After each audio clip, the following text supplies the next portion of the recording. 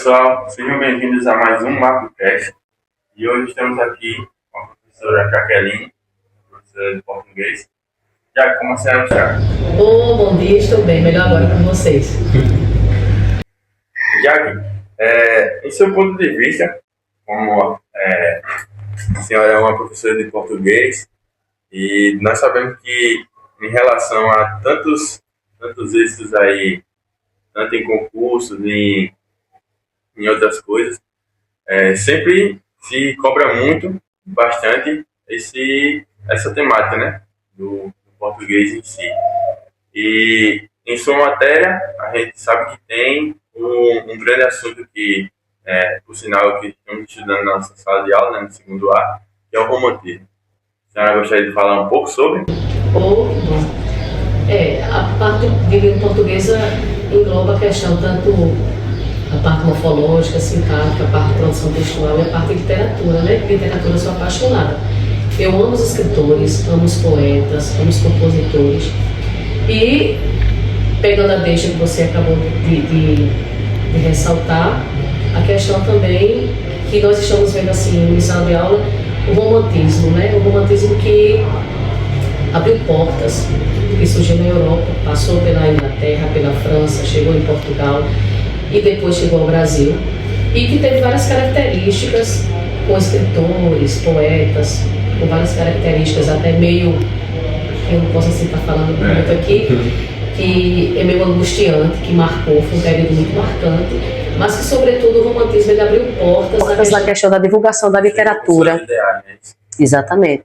Que até então as pessoas só tinham acesso à questão de livros quem comprasse. E eles começaram a divulgar através de folhetins, partes de poemas, partes de obras literárias e chegou ao público geral. Então, o romantismo, vamos dizer que ele abriu portas, ele quebrou as janelas, quebrou as amarras. Exatamente. E onde muitos jovens se identificaram, né? Então, assim, é uma escola literária que, além de divulgar a escrita em si, mas também divulgar também a literatura para que chegasse a toda a população. Que tivesse acesso. Se tornasse reconhecida, né? Mundialmente. Exatamente. Tratando desse assunto, nós podemos ver que tem várias obras, né, que são famosas desde o tempo que foi lançada até os dias de hoje, como Romeu e Julieta, O Amor de Perdição, né, de Castelo Branco, né, Caminho do Castelo Branco. Para a senhora, o que mais lhe chama a atenção desde quando a senhora conheceu? Primeiro, o que a gente deve observar nos escritores ou nos poetas é a criatividade, a maneira como ele brinca com as palavras e como ele cria esse universo. Por mais que passe anos e anos e séculos, a obra ela permanece viva. Você pode ler, você hoje tem uma releitura, amanhã, daqui a 20 anos, outra pessoa lê a mesma obra, vai ter outra releitura, mas aquela obra ela se torna clássica porque nunca irá morrer. Né? E é interessante que a gente vê como o escritor ele faz isso. Ele pega aquele universo e ele recria tudo aquilo ali. E quando a gente está lendo o livro, a gente mergulha naquela história e alguns são adaptados ao cinema. Então isso é muito importante, né? Então a gente tem Amor de Perdição do Caminho do Castelo Branco, que é um escritor português, que foi uma história muito triste de dois jovens de famílias rivais que nunca sequer se tocaram, só se olharam, e o amor cresceu e teve um triste fim. Depois a gente teve também, lá no século XVI, que é muito comum de vocês jovens, adolescentes, e permanece até hoje, que é a Romeu e Julieta, que é de William Shakespeare, do século XVI, né? E a gente pode assim fazer comparações muito boas. E Shakespeare, no século XVI, ele já colocou Julieta como se tivesse um temperamento de uma menina hoje do século XXI. Muitas vezes um pouco rebelde, né? Querendo fazer de tudo por aquilo e muitas vezes tem aquele seu preço, né? E ousada também, né? Muito ousada. Mas o que a gente também pode perceber nas duas obras, dentro do romantismo, a gente está falando de amor entre homem e mulher, outra coisa que a gente pode focar é a questão do casamento. Mesmo que a gente leia a obra e mesmo que a gente assista ao filme, você veja que a questão da sexualidade entre os jovens só aconteceu após o casamento em si. Entre Amor de Perdição eles não conseguiram, mas eles querem se tocar, eles correspondiam por cartas. E ele tinha o desejo, né, Simão tinha o desejo de casar para consumar realmente, né? Infelizmente não aconteceu. Já em Romeu e Julieta aconteceu, mas mesmo que tenham sido as escondidas, mas eles primeiro tiveram a bênção de Deus, a igreja. Então a gente vê que até isso é uma diferença muito grande dos jovens de antes para hoje, né? Que eles primeiro se casavam para primeiro consumar o casamento propriamente dito. A gente fica até pensando, né, como se a história mudasse um pouco, né? Fica, imagina se eles tivessem se tocado, imagina se, né, eles pudessem ter mudado a história. Mas não, aquilo já é a ideia do criador de fazer com que a história fosse daquele jeito e não tem aquele final feliz, né? Como muitas vezes a gente é acostumado.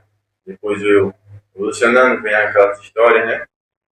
Mas imagina se na história de Romeu e Julieta tivesse acontecido tudo 100%, como eu e você imaginávamos.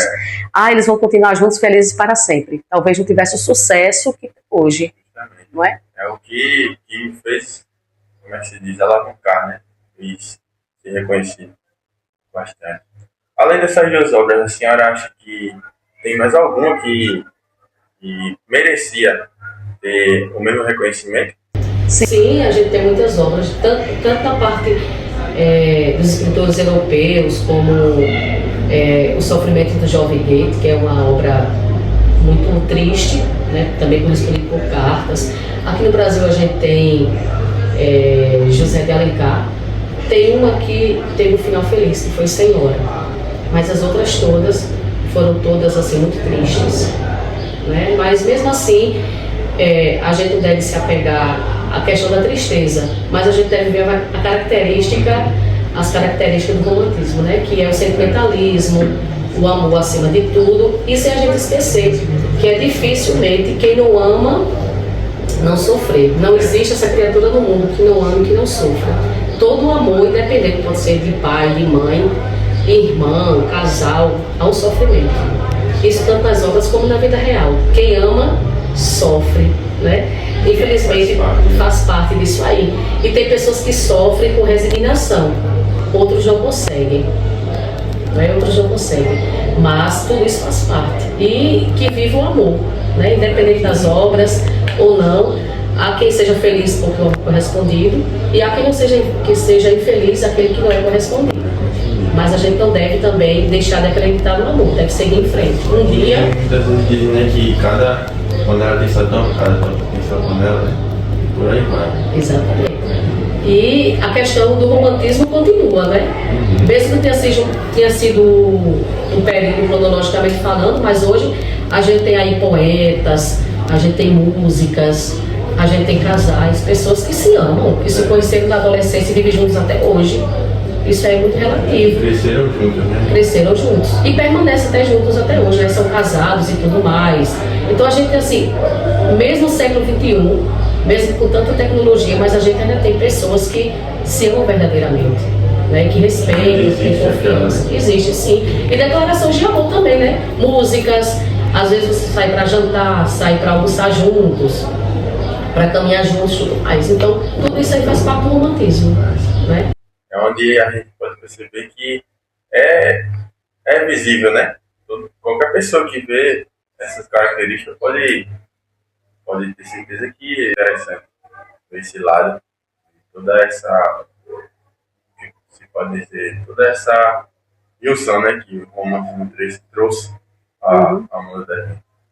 Muitas vezes a gente até fica um pouco, né, pensando como é que pode, né, antigamente ter todo aquele negócio de não ter aquela, como você disse uma vez na aula, que antes eles faziam tudo, era dentro das faculdades, não era? Não era... Os textos não chegavam à população lá fora, era tudo entre eles. É o que a gente chamava de literatura de academia, ficava sempre ali nos muros de academia. Não era nada repassado para... Nada repassado. Então, Mas eles lutaram para que isso pudesse sair, né, dos muros da escola, dos muros das academias, da universidade. Quebrar o tabu, né? Exatamente. Né? Jaque, foi muito bom essa conversa. A conversa. E a gente possa mais vezes, né? Sim. Né? E é isso. Obrigado, pessoal. Atenção. Isso foi mais um MapCast.